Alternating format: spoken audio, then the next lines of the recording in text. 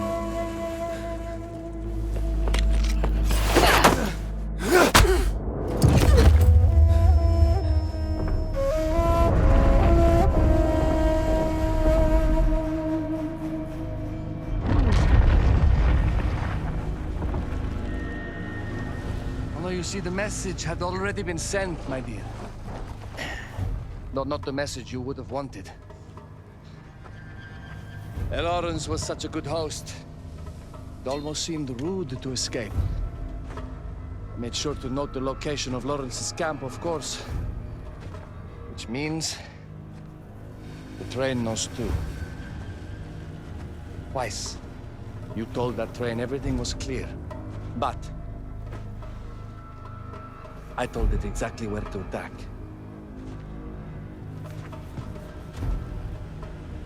The beast has your scent, my dear.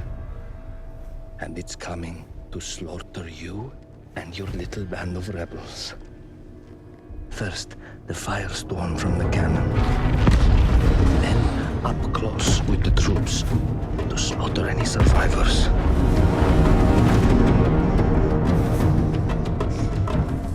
The legend of Lawrence of Arabia dies tonight.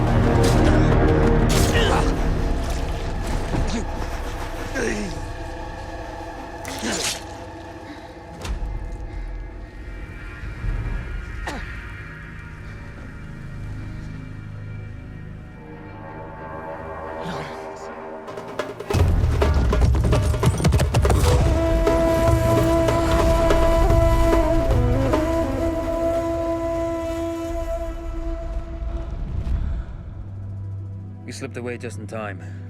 Tilkiji was a fool to think we'd ever stay after he escaped. The carnival won't stop hunting us. No, it won't. Let me think. The train's coming a long way. So it'll have to stop to take on water. That's where we strike. Agreed. I'll deal with any sentries, then rig explosives on the track. Yes, and I'll rally our fighters. When I blow the lines, the train will be trapped. So when you hear the blast, you need to attack them with everything you have. It's good. But you know that there's a chance the men may not come.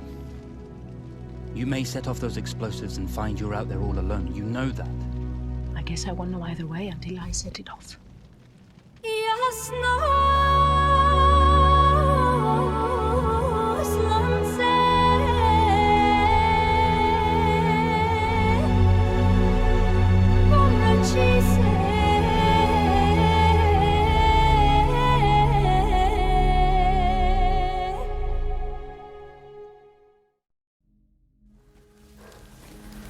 Man makes plans, and God laughs.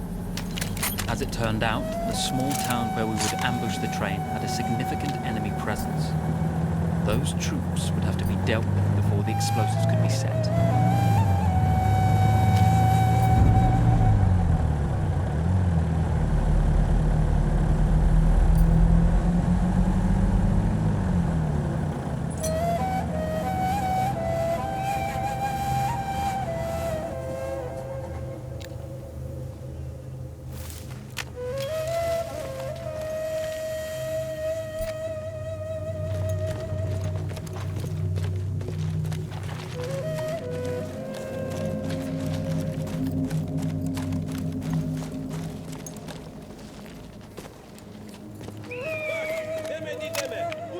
Benim başımı yakacak.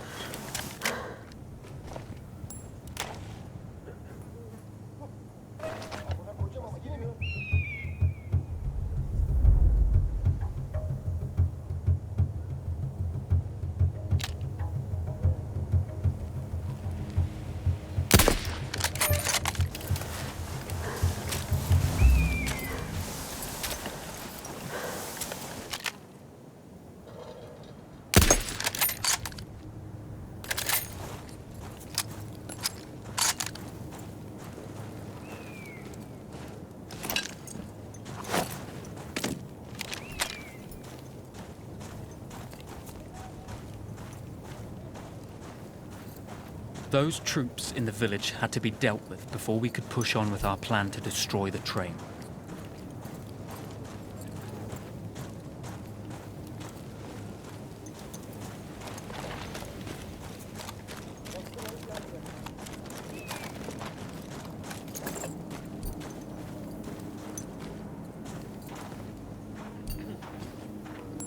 Zihninden neler geçiyor birader? Bu ses ne? Bir şey işitmedim. İyiyim iyiyim. Biraz istirahat.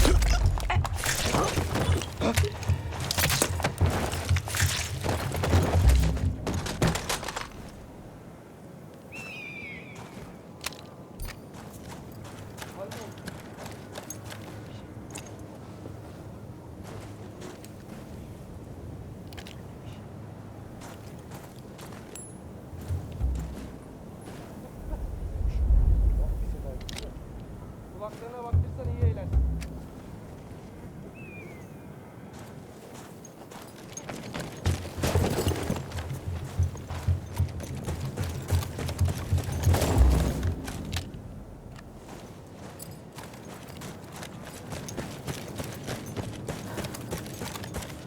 Çık dışarı.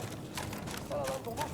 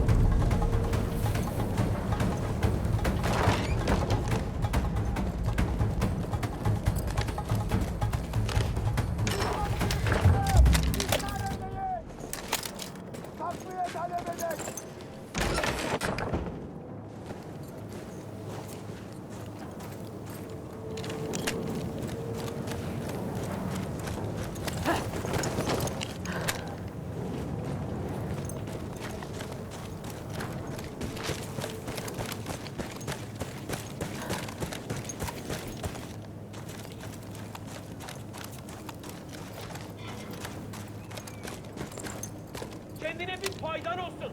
Teslim olursan yaşarsın.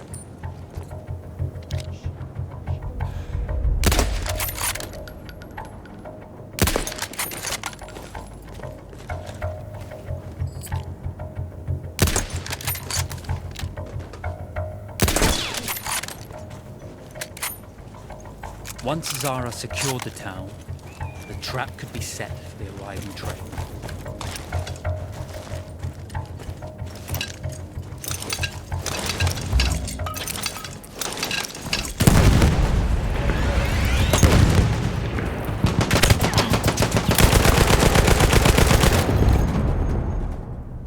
Once Zara secured the town, the trap could be set for the arriving train.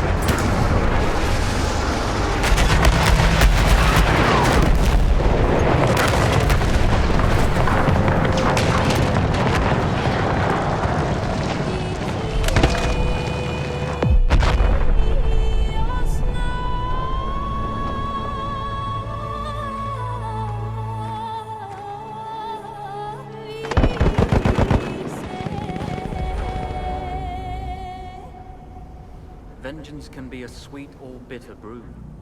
How did you find it, Zara?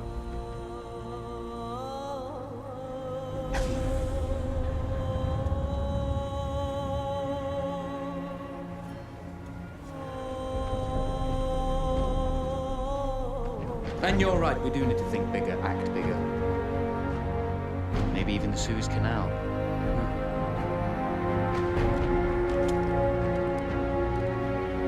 Tell me, what do you know about battleships?